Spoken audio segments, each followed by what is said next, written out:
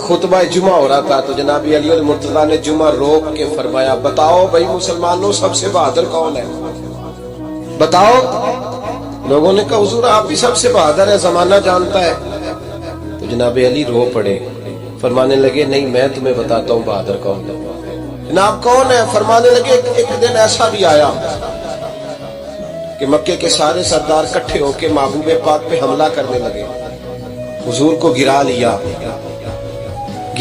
نبی پاک، سارے مکہ نے نبی پاک صلی اللہ علیہ وسلم کو گرا لیا اور معاذ اللہ تشدد کرنے لگے۔ فرماتے ہیں کوئی زور زور سے پکار رہا تھا، میرے کانوں میں آواز آئی جب میں گھر میں تھا، کوئی زور زور سے پکار رہا تھا، اور وہ کیا کہہ رہا تھا؟ کوئی ابو بکر کو خبر کرو، کوئی صدیق اکبر کو بتاؤ کہ قریش مکہ محبوب علیہ السلام کو تکلیف دے رہے ہیں، بتاؤ۔ حضرت علی کہتے ہیں جب تک میں باہر نکلا تو میں نے ابو بکر کو دوڑتے ہوئے دیکھا، صدیق اکبر کے پیروں میں جوتا کوئی نہیں، سر پہ ٹوپی کوئی نہیں، تینوں لب دیاں آپ گواچ، سانو اپنی خبر نہیں کوئی، کہتے بھاگتے جا رہے ہیں۔ اور پھر جب صدیق اکبر پہنچے تو میں دوڑا آ رہا تھا اور منظر دیکھ بھی رہا تھا کہ ابو بکر صدیق نے ایک کافر کو ادھر پھینکا، دوسرے کو ادھر پھینکا، تیسرے کو ادھر، اور ساتھ ساتھ فرماتے جا رہے ہیں ظالموں اسے مارتے ہو جو تمہیں جنت کا راستہ دکھاتا ہے، ظالموں ان پر تشدد کرتے ہو جو تمہیں جہنم سے بچاتے ہیں، جو تمہیں اللہ کا قرب دیتے ہیں، جو تمہیں دنیا کی آزمائشوں سے بچانے آئے۔ کہتے ہیں جب جناب صدیق اکبر نے دیکھا کہ پیچھے نہیں ہٹ رہے، بڑا مشکل کام نہیں کسی کے حصے کی مار کھانا، دین کا نام لے کے اپنا قد اونچا کرنا بڑا آسان ہے، لیکن 4 اینٹیں اٹھا کے کسی مسجد میں لگانی پڑ جائیں تو لوگوں کی شان میں کمی آتی ہے معاذ اللہ۔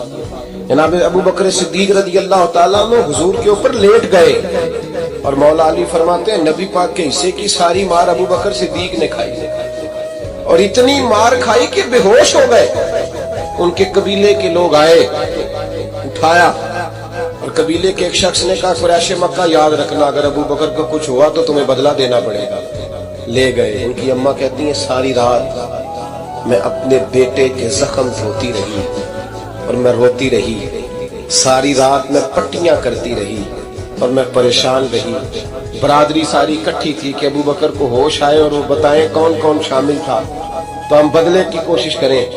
والدہ کہتی ہیں میرے دل میں خیال تھا کہ ابو بکر تو جب بھی اٹھے گا پہلا نام محمد عربی کا لے گا صلی اللہ علیہ وسلم، تو یہ تو ناراض ہو جائے گا۔ اتنی خیال تھا کہ تھوڑی دیر کے لیے اپنے محبوب کا نام کبھی معاذ اللہ نہ لے، برادری اکٹھی ہے، میرے دل میں خیال تھا، لیکن کہتے ہیں وہی ہوا۔